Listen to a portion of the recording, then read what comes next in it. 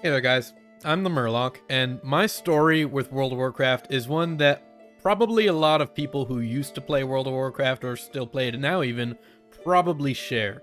I started playing the game all the way back in vanilla, and I started sort of being more sporadic with it, going on and off, subbed, unsubbed, around the time after Cataclysm. Every time I did come back, I found myself less and less interested in getting really serious in endgame. More seeing WoW as just a home that I've always known and loved since my childhood, and always come back to it just because I know it. And as with a lot of people, the recent controversy has sort of, I guess the best way to put it is, it destroyed my rose-colored goggles.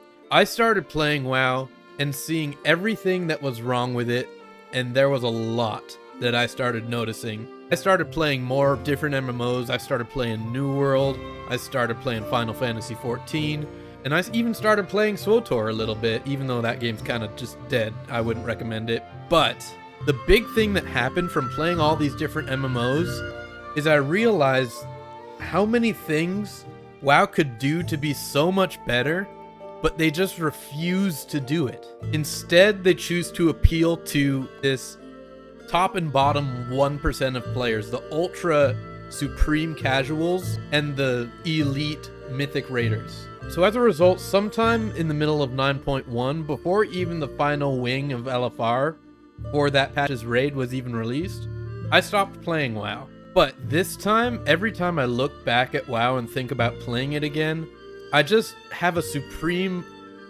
apathy and lack of interest. But that isn't to say that I don't think about it a lot. In fact, I think about it quite a bit. I think about how much the game means to me and what I realize it would take for me to want to play it again. And the answer to that is not a short one. But I never really thought about how to describe it or quantify it until the recent expansion reveal for Dragonflight.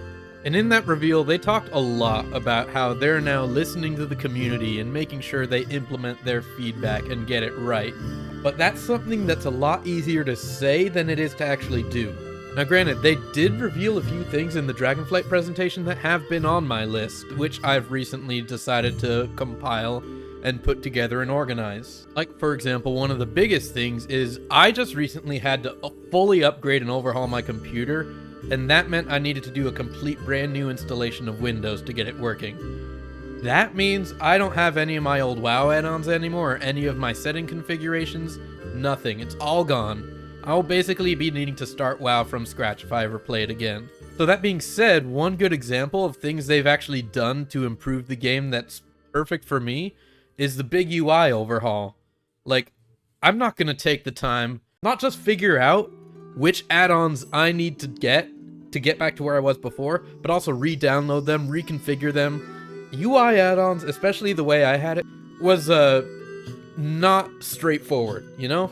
So having this massive chunk of the features that used to make up my UI, now part of the base game UI, is huge for me. So as for the rest of this list, I've put it all together in a notepad and I've organized it based on 1, the things that they have already started doing and I just want them to finish. 2, the things that they haven't really touched yet, but I think is very plausible that they can actually do and will do maybe. And the 3rd is things that maybe are a little more abstract, might be a pipe dream, but things that I think would be really, really cool for the game to have. So let's start this list in that exact order. First off, they need to start working more on making the game alt-friendly with account-wide progression. Essentially, I want it so that the only thing I need to do when I make a new alt is level them and gear them. Any reputations, renown, or any system similar to it, any legendaries you find should be added to a collection. All of that needs to be account-wide. With all these new systems, they keep adding expansion after expansion. The problem is that we need to do them on every single character we make. If we look at reputation grinds, doing a reputation grind can be fun. Once. As soon as you have to do that more than one time, it immediately loses all value and fun that you could get from it. Now, this is something they've been moving towards lately, even if they haven't actively been doing exactly what I'm talking about, but moving towards it is still good. And to go even further with that, if they were to add all this account-wide stuff, they could take one step beyond and make sort of a system similar to Star Wars The Old Republic with the Legacy system.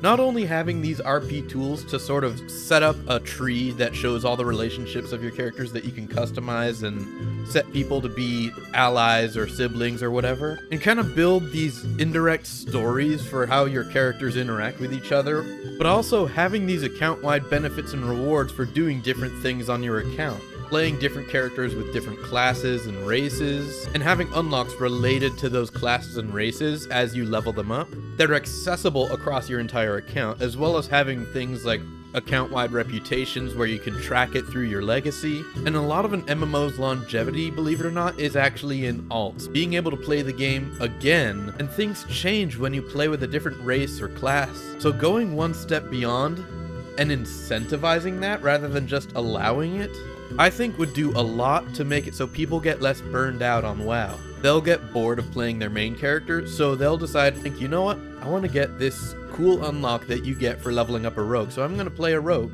Also not make them necessarily required by attaching player power to these unlocks, just make them cool little bonus things and cosmetics. Like, for example, you level up a Worgen all the way to max level, and that'll allow you to use the Worgen heritage armor on more races than just Worgen. Stuff like that. Little cosmetic things that would allow you to incentivize making alts. In fact, there you go. That's what we could call it. We can just call it the heritage system. Co-opt the word we've already been using for the heritage armors and just make an entire system out of it. Next is just more character customization. We've been starting to get more, some that I never expected we would eventually end up getting, but we did. So this thing I've got in two parts here. One, I want body types. If I pick a human, I want to be a skinny human, and I want to be a fat human, I want to be a beefy human, I want to be whatever fucking body type of human I want to be. I want more variety for my customization within each race, so that everyone doesn't have the same exact silhouette if you're the same race. And two, now this is the wild part, I want to be able to change my character's mannerisms. So essentially, I want to be able to make a human and have him use a different race's animations. Basically, like, think of Dance Studio, but more. I want to pick a human and use Night Elf animations. Basically, I want the race you pick to be dependent on the race that you pick, not the race's animations. That way it feels like you actually have more choice as to what race you're picking, rather than just what animations you want your character to use. For example, some people might want to be a Blood Elf. It's crazy, I know, but people want to play Blood Elves. Now, you take a Blood Elf, and you want to make him a caster. The male Blood Elves have this weird, like, when they do the omnidirectional cast animation, they have this weird, like, thing where they're tickling a pair of ball sacks next to their face, and it looks kind of weird. So, you know, maybe let us pick a Blood Elf, but with a different race's animation, so we're not doing that. Looking at the Dragonriding system, now I've never gotten my hands on it, I don't know how it feels, but just the idea of a physics-based flying system sounds really fucking cool to me. So I hope that they maybe at least add an option for you to expand Dragonriding into other mount types. That's something that, of course, we're probably not going to see in the expansion, but it might be something that's plausible after Dragonflight, when the novelty of the Dragonriding system has spent its use, and we need to find a way to carry it on to future expansions. That could be a way to do that, allowing you to use Dragonriding on your other flying mounts. We recently saw in the Dragonflight reveal that you're going to be able to have your custom dragon, and you're going to be able to pick different skeletons for him, different colors, different armors and everything. I want them to expand that a little bit more into basic mounts, so that any racial mount, like raptors, horses, wolves, anything like that, allows you to just do the same system there.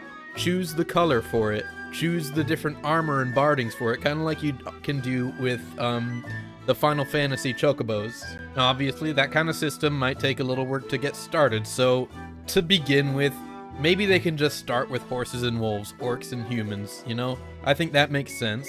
Allow Horde players to have their own custom wolf, and Alliance players to have their own custom horse, and then maybe expand beyond that afterwards so that you can have raptors and night sabers and stuff also support this custom mount system.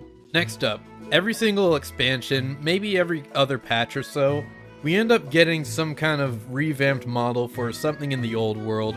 Sometimes we've even gotten a revamp for an old world zone just overall, like we did for Stromgarde and Darkshore.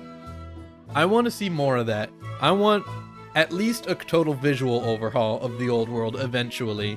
Something to make the leveling experience in those zones be more interesting to look at. You'll see so much more detail in newer areas than old ones, and that's just a fact. And I think they should probably get around to changing that. Now, ideally, one of the reasons I think it should be mostly a visual change is because I don't want the zones to fall into the same thing that Stromgarde or Darkshore did, or a lot of the revamps in Cataclysm did, where these zones feel like they're also locked in time. They only make sense in the context of the expansion they were revamped in the middle of. A lot of the Cataclysm zones still have like volcanic eruptions and cracks in the ground from where the Cataclysm struck.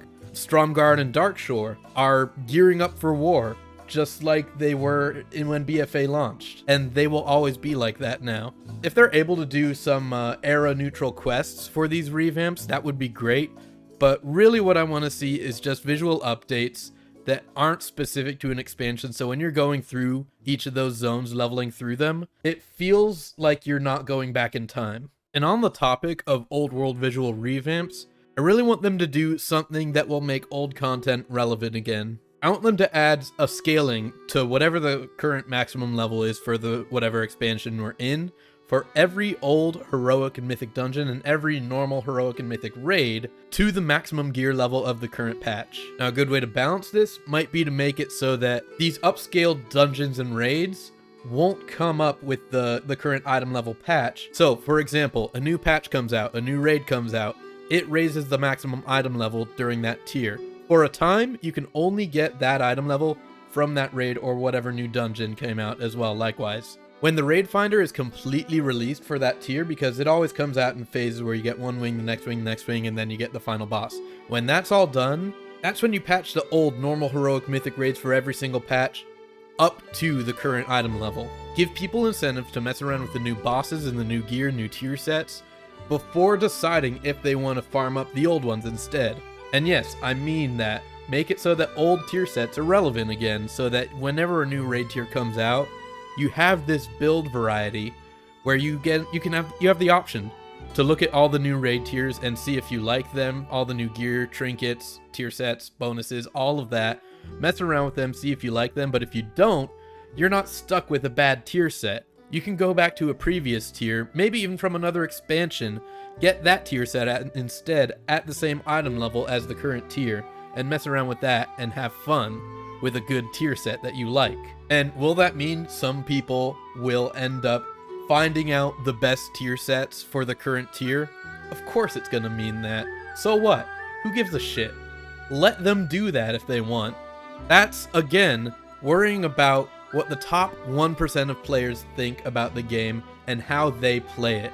And I think WoW needs to stop doing that. Now, what that whole idea will do is it's essentially going to fix content droughts. Whenever you have a patch that goes on for a really long time, you're not going to really be worried too much about it. And you're going to be like, I'm bored of this raid. Let's go do ICC. And you're going to be able to do ICC like its current content. And you're going to be able to have fun with that. And then you get bored of that. There's still no new content update. You're still waiting for a new expansion because the content droughts usually happen at the end of expansion.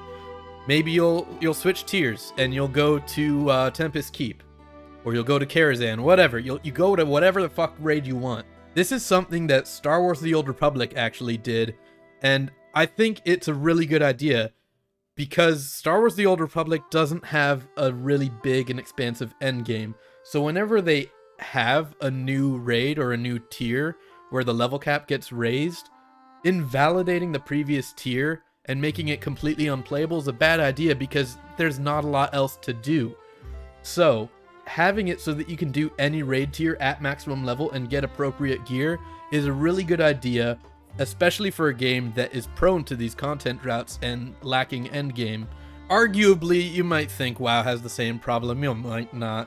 But the fact is, we have been getting a lot of content droughts lately, and this would solve that. On top of this, I think it would be a good idea to do something similar, but not quite the same, as the Final Fantasy XIV Trust system. This system, make it only usable on old raids, so that, for example, let's say you level up through one expansion. You go and do, let's say Legion, because it's an easy example to follow. You go and do the leveling experience, you're gonna stop there, and you're gonna move on to the current content. Instead, I think they should make it so that, let's say you finish leveling in the Broken Isles, and then you do Emerald Nightmare with a Final Fantasy XIV style trust system where you have NPCs filling the roles of other players like the tank, healer, and you're a DPS. Basically just a way for you to get the story. And then you move on to Suramar, and then you do the Nighthold raid, and then you move on to Broken Isles, and then you do the Tomb of Sargeras raid, and then you move on to Argus, and then you do the Antorus raid. And that way you go through that entire expansion you chose to level up in and get the full story. Because let's face it, if you're just looking to get the story and then go on to the current expansion, it's gonna be hard for you to find a raid group for that. Even if they do add the new scaling system that allows you to go back and do old raid tiers, it will be hard for someone who's just freshly leveling to get that full story.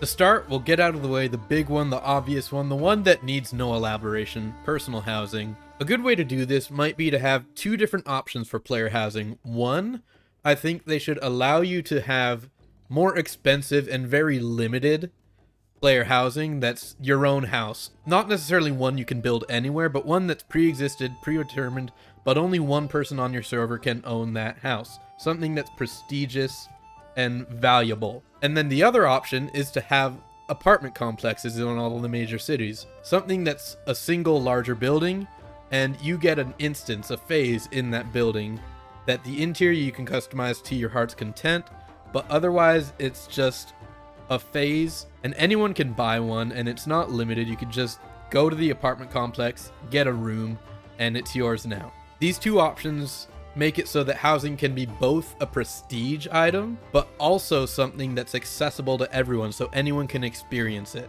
Next up, WoW has a very long reputation of coming up with good ideas that launch in a botched state and then just completely abandoning them later.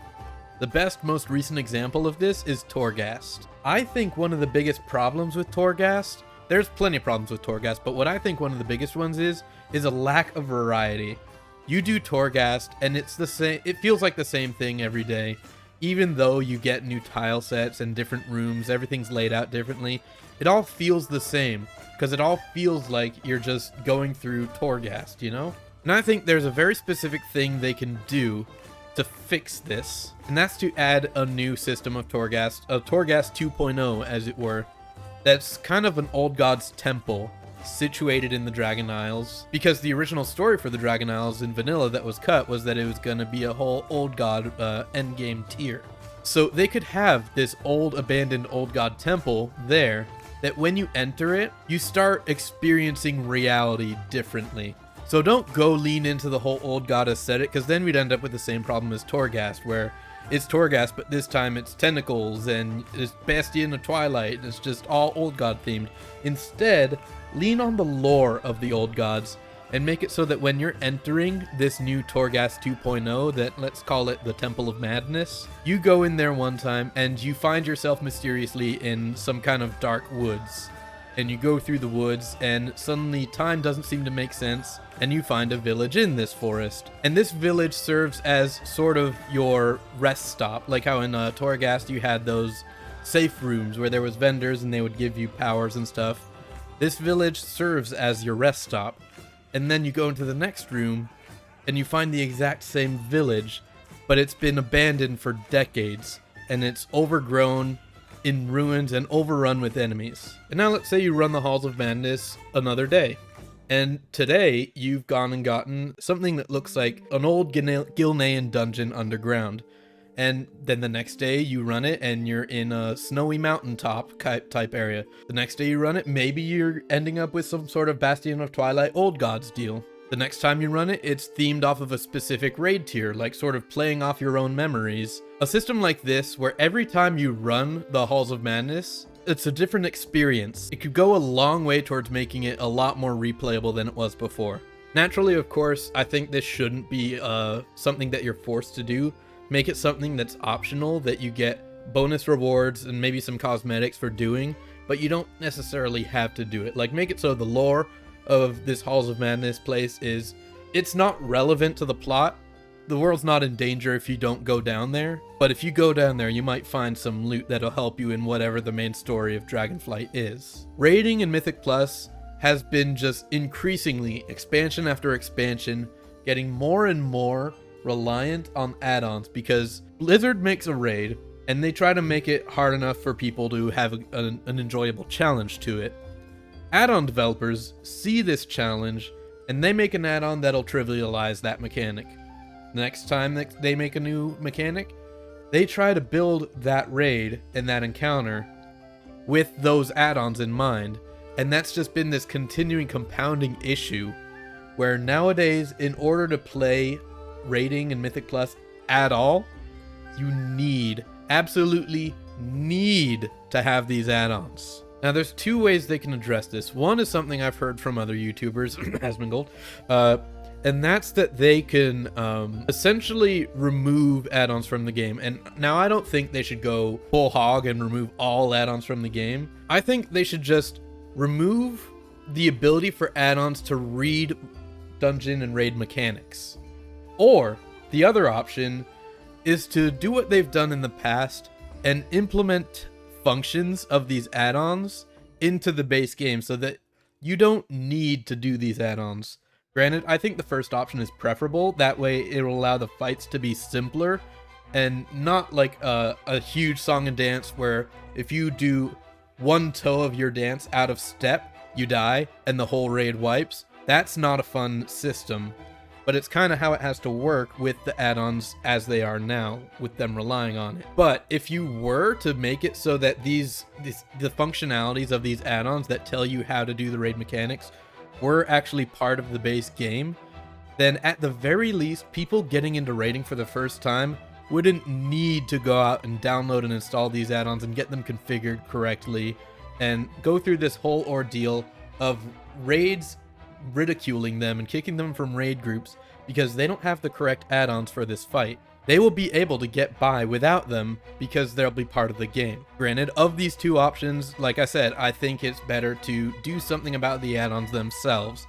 Make it so that add-ons can no longer read mechanics in the game. Weak auras, I think, is something that's safe to stay in the game as long as they tone back what weak auras is capable of. Again, focus on making sure it can't read dungeon and raid mechanics, so that weak auras is something that is just there to help you play your class more effectively or to do fun things with your class. Just nothing that helps you in an actual raid or dungeon scenario. Next, I want Blizzard to stop hyper-fixating on raiding in Mythic Plus for endgame. I want there to be more open world stuff. Things that I can just go out and do and have fun with on my own or with friends.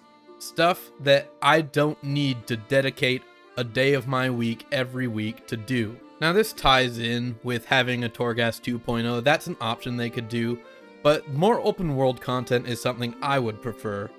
Maybe not necessarily World Quest, but I think there's plenty they can do with open world content if they get creative, and that's what I want them to do. I'm kind of getting sick of raiding in Mythic Plus. I want there to be more to the game than that. Add more casual content to the game, because raiding and Mythic Plus by nature is not casual content. There is no way you can go into a raid or a Mythic Plus dungeon casually. You have to commit hardcore to those, and I want less of that. I want to be able to just play the game and have fun on my own time when I'm available to play, and you can't really do that in WoW right now. Now the rest of this list, I'm not harboring any kind of delusions that Blizzard's even thinking about doing anything similar to these in the near future. This is stuff that might be sort of a pipe dream, stuff that's maybe not the most plausible thing for World of Warcraft to be doing at the moment, but it's the things that, less than what World of Warcraft needs, it's what I want in World of Warcraft. These are the things that I would personally be the most excited if they actually started doing. First up, I want them to rethink the race class restrictions that we have in place currently. They did this one time back in Cataclysm.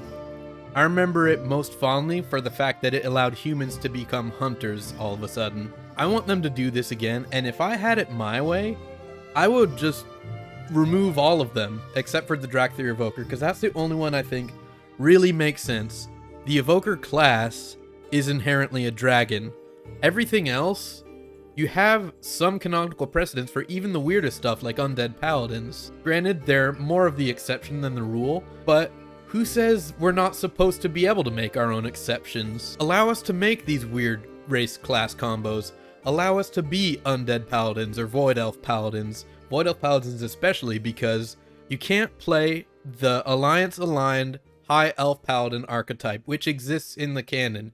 You can play an alliance aligned high elf archetype, but as long as it's not a paladin. Look at Fleetmaster Seahorn, he's a Tauren pirate. The precedent is there. For all of these race class combos you think might not make a lot of sense, all of it is there. It's just they're the exceptions to the rule, and I think players should be allowed to choose those exceptions to the rule as their character fantasy. Now, I'd be satisfied if they just reevaluated it and not make it so every race can be every class, as long as they rethink it so that they can expand it to more things, so that anything that can be a priest can be a paladin and stuff like that. Next up, the profession revamp that's coming in Dragonflight really got me thinking. A while back in Legion, I came up with this concept, I even made a Photoshop mock-up of it, of custom weapons. Things where you can make your own custom transmog weapon appearance. And I think they can do better than that now that they're focusing a bit more on crafting. With crafters now having the ability to specialize in very hyper-specific parts of their profession, I think it would be a great opportunity to have a certain level in those very hyper-specific specializations that allow you to make a special item in that field. Let's say, for example, you go with blacksmithing, and then you specialize in weaponsmithing, and then beyond that you specialize in swords, and then you specialize into great swords. Once you've mastered that specialization, you now unlock the ability to make your very own custom greatsword transmog, where you can select from a variety of different hilts, pommels, guards, and blades to mix and match them all together into what you think is your ideal transmog for a greatsword. And then likewise, you go a different route, armor smithing, helmet smithing. Then you become able to make your own custom helmet. You go into tailoring, you go into robes, you make your own custom robe, etc., etc. I thought this system would have made sense for Legion as sort of a build your own legacy kind of thing, but having seen the profession revamp, I now think it's actually a better idea to do it with professions. That allows it more freedom to expand into more than just weapons, but also because it just makes more sense. A master blacksmith would not just rely on patterns that he found from other people. A real master blacksmith would be able to come up with their own patterns. So I think crafting really suits this idea of custom weapons and armor transmogs. Next up is the pay model for World of Warcraft. And a lot of people who are still playing WoW really don't want to face this, but WoW is really overpriced, especially with the shaky nature of WoW expansions. What do I mean by that? Well, you buy an expansion on release, and you pay a certain price for it. Let's say an expansion costs 40 bucks. You get it and all you get is the first patch. You don't even have any guarantees that you will get a full expansion until the expansion is all said and done. You pay that 40 bucks, and what if it ends up like another WoD? What if it ends up like another Shadowlands, where they start doing it and they realize they have to cut their losses and work on the next expansion instead? Well, nothing. You can't do anything. You already paid that 40 bucks for the expansion. You've played the expansion for so long, you can't get a refund for that. The expansion's already run its course. No matter how little they do to expand on that expansion with future patches, it's gonna take too long for you to justifiably seek a refund. So every time an expansion comes out, it's the same price, and you're just hoping that it's gonna be another really worthwhile expansion, like it's gonna be another Wrath of the Lich King, or it's gonna be another Legion, and you're gonna get your money's worth. But you might not, and that kind of sucks. But that actually is something that kind of just happens when you have service games like this. What I think the real problem is the subscription model. Yeah, you have these expansions that are at a fixed price at $40, but the reason that that's kind of a high ask is because you're already paying $15 a month. $15 a month to just play the game. And yeah, you can buy WoW tokens to pay for your sub, but in that case, someone else is still paying, and not only are they paying for your sub, they're paying $20 for your 1 month of sub compared to the regular rate of $15. And anytime I bring up removing the subscription, people always say, oh, you want WoW to be free to play? It would go to hell if they did that. The in-game shop has already ruined that. They already have the problems with free to play in the game. Except you're also paying the $15 a month sub. WoW players who are really loyal to the game don't want to recognize this for some reason. The in-game shop has already soiled the spirit of the $15 a month sub. They're already dipping into that market to capitalize on the whales, and they're already getting a lot of money from that. So on that note, while we still have WoW tokens fresh in our mind, a lot of people say they want to remove WoW tokens, and I agree that causes problems. Namely, it allows a WoW token economy to exist, where you can buy carries through endgame content and get gear with services paid for in gold acquired through WoW tokens, and that's a problem. You know what that means? It means WoW is pay to win. You don't need a free-to-play model for it to be pay to win. It already is pay to win. But the reason I don't want the WoW token gone is because I want to play the game and subscribe to it without spending my money. If you remove the sub, then I will agree with you wholeheartedly that the WoW token needs to go. Because if I can play the game for free and not need a WoW token to circumvent paying that $15 a month sub, then yeah, the only thing left with the WoW token is the ability to break the game with gold acquired through real money. And therefore, it should be removed in that theoretical situation. Now, the rest of this list comes in the form of new classes, so I want to be clear that I understand that a new class is one of the hardest things for Blizzard to implement. Whenever you add a new class, every new tier of content gets harder to balance because it has a new class that you need to account for. That being said, I think World of Warcraft is missing a few very specific fantasy archetypes, and I think they could do with adding them at long last. First off is the Bard. Now what I think they should do for a World of Warcraft Bard is there's no canonical precedent for Bards to have like magical loot powers like other MMOs have. So what I think Bard should be is not a new class. What Bard needs to be is a new profession. I think it should be a new secondary profession right alongside fishing, cooking, archaeology, so that you don't have to take up a main profession slot to have a bard as your profession. And what I think would be an interesting way to handle this is to make it the first profession that you don't level through grinding like other ones, but instead make this one you level up by traveling. For example, let's say you put bard trainers in every city, and every trainer will teach you a new instrument. But you need to go visit that trainer physically to learn that instrument. So let's say you learn Bard as your profession, and you start off with a lute, the most basic fantasy instrument you could think of. To learn more instruments like drums, flutes, you'll need to go into the other cities like, let's say, Darnassus and Silvermoon for you to get the flute. And Orgrimmar and Ironforge are the Alliance Horde equivalents to get the drums. And then Stormwind and Lordaeron for the trumpet, and so on and so on. And you can use this as a way to add instruments very specifically themed to a specific expansion. So you could have like Asian themed instruments for Mist of Pandaria cities that you go and visit and learn how to play those instruments. And maybe they could even have bard trainers at the Darkmoon Fair for you to learn some unconventional ones, like for example electric guitars. That would be a great addition to the Darkmoon Fair. And I want the actual song performance ability of the bard to be reminiscent of other games that have bard systems like Final Fantasy XIV and Lord of the Rings Online. While I was looking up concepts for this, I actually found out there's an add-on that lets you do something very, very similar to this.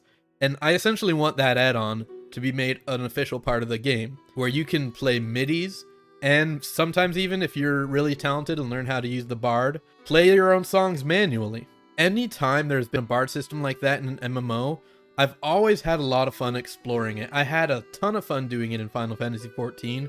I even played Lord of the Rings Online briefly, and I explored the bard system most of all because I had so much fun playing instruments with that.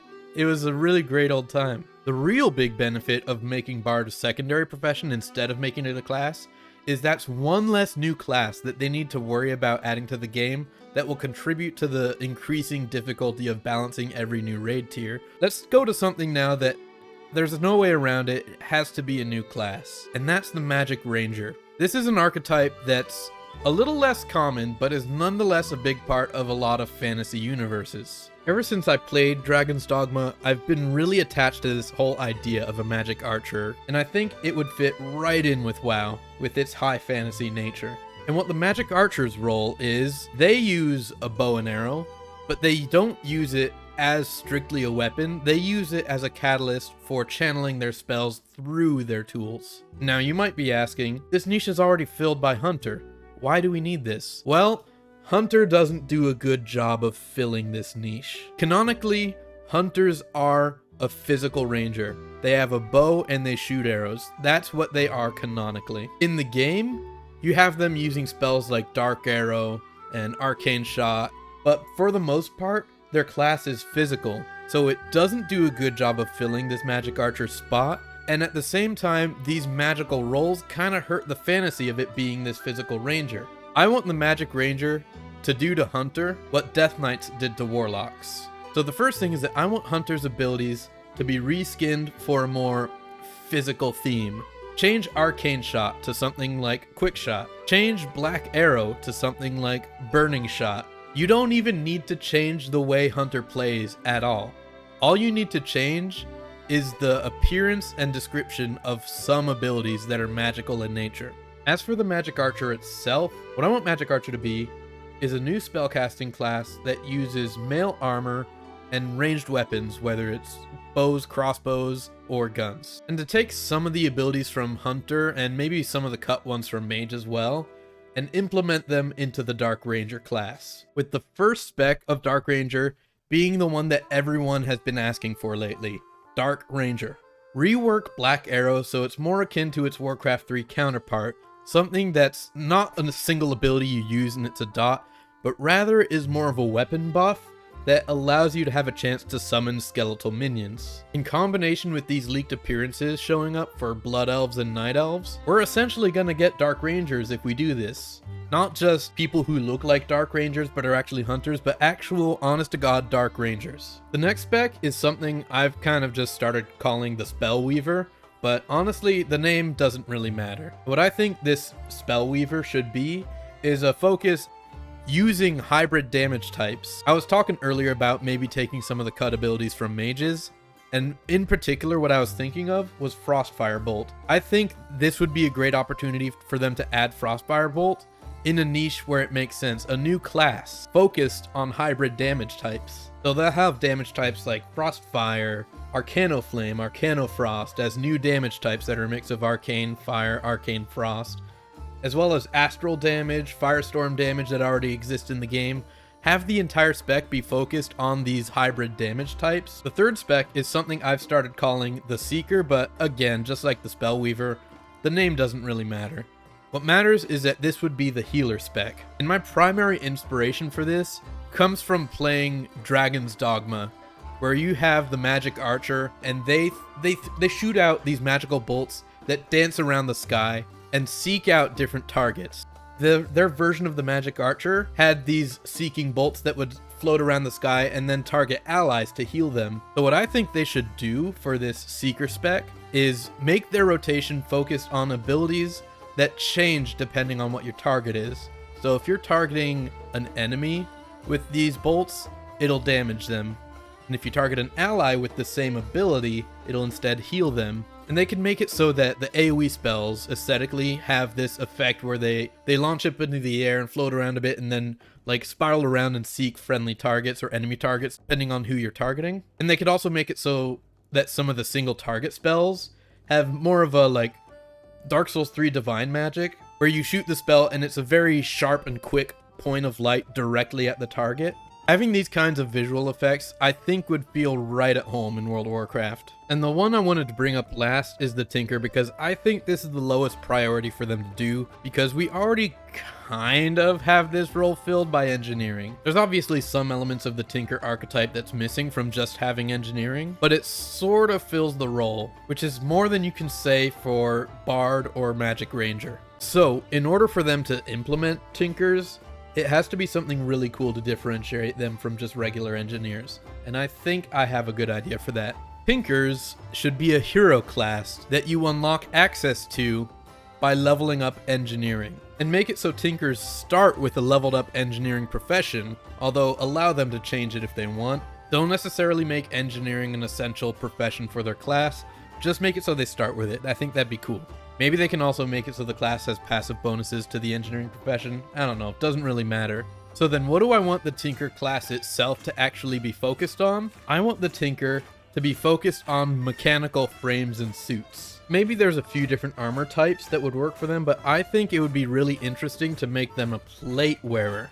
Something that has sort of a steampunk, dieselpunk armor suit feel to it, and have their weapons be exclusively guns. Don't allow them to use crossbows or bows, no other ranged weapons, just guns. I think that would be great for their aesthetic. And we've seen these sorts of weapon restrictions before, like for example, priests can't use swords, hunters can't use maces, shamans also can't use swords. This kind of restriction for weapon types, like for example some classes can't use specific two-handed weapons, exists in the game already.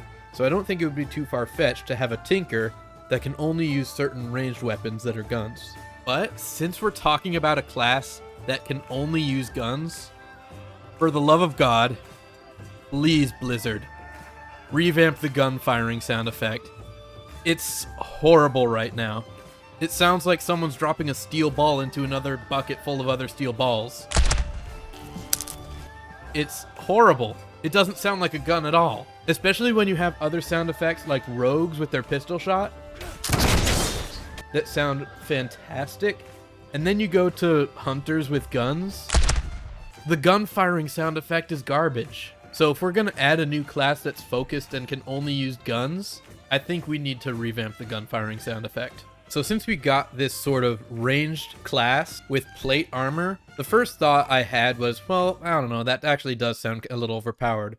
So I had this idea to make it so that Tinkers innately have a lower health pool than other classes. Kind of play into the idea that the Tinker isn't a combat trained veteran, they're just a very smart person with a lot of gadgets at their disposal. They're essentially a fantasy equivalent of a fucking nerd. So the best way to describe these mechanical frames and suits that differentiates it from your actual gear is to just get into explaining the specs. The first spec, I'll call it the Gadgeteer, and their mechanical augmentation comes in the form of mechanical arms that come out of their back and help them tinker with all their gadgets in the field. And that alone might give you an idea of what I'm going for with this mechanical augmentation thing that I'm talking about. The Gadgeteer would be focused on employing gadgets and other little tinkered doodads to make turrets, sentries, and bots on the field that would go and attack your targets. Making sure that your creations are repaired and resupplied in the field would be the focus of the rotation of the Gadgeteer. Maybe they could come with an innate passive ability that would allow them to cast two abilities at the same time, where their arms are dealing with one creation and their physical hands are repairing another one. Now the second spec I would imagine being the Bombardier, which would be your quintessential Goblin Engineer type style. Their mechanical augmentations would come in the form of shoulder-mounted or backpack-mounted, wrist-mounted weapons, like flamethrowers, rockets, and other guns. Maybe they could put a gun on their wrist and go like, bah, bah, bah, bah. That'd be fucking cool. In addition, also enhancing their primary weapon, their gun, with more powerful ammunition and other augmentations to their weapon. In addition, they can probably also employ some scrap bombs or other volatile gadgets that they'll throw at the target and just do damage. Now the last spec would be probably the pilot or something, but I think the best name they could pick for this spec would quite literally just be tank, because it's a tank spec and you're literally walking in a mechanical tank, because your mech frame would be the mech suit, kind of along the same lines as a Goblin Shredder, like what Gallywix had or what Mechatork had. Maybe even some of the mounts you can get from Mechagon could be inspiration, like Spider Walkers. Maybe you can have something that traditionally rolls around on treads like a tank. Quite literally having the tank spec be named Tank would be simultaneously accurate and one of the best memes they've ever done. This would be the Tinker that focuses all of their resources into the single invention, which is their mech suit. And everything about this spec would revolve around this mech suit. And your ranged weapon for that spec would sort of just turn into a stat stick. And you now get abilities that are more melee focused. You get in there with your suit and you start whacking the shit out of people or shredding them up with saw blades and shit. And mechanically, I think this should be a tank spec that focuses on maintaining absorb shields, sort of to simulate armor, so that when your armor breaks, maybe there could be some kind of visual feedback where there's a hole in your suit and your character itself actually becomes vulnerable when you're taking health damage, and your goal is to keep the armor maintained and active so that you're not actually taking the damage to your health. Granted, I understand that combined with the fact that Tinkers have a low health pool would make this interesting to heal for, but I think it would be just that, interesting. What I think Blizzard needs to focus on is making the game interesting and fun. Make the class cool first, and focus on balancing it later. The most important thing for WoW is for it to be fun, and I think that's why it's losing people, because it's not fun.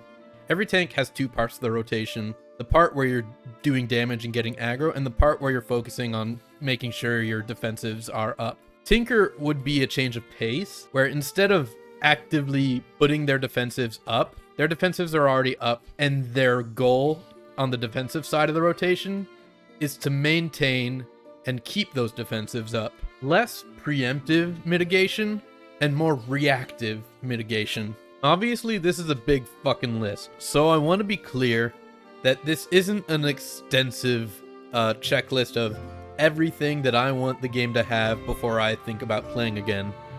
Realistically, this is just a list of things that I want the game to have. It doesn't need to be completely filled out, but I think the recent expansion reveal is not enough, and these are the things that I want to start seeing before I'm like, okay, yeah, maybe I'll give it a try.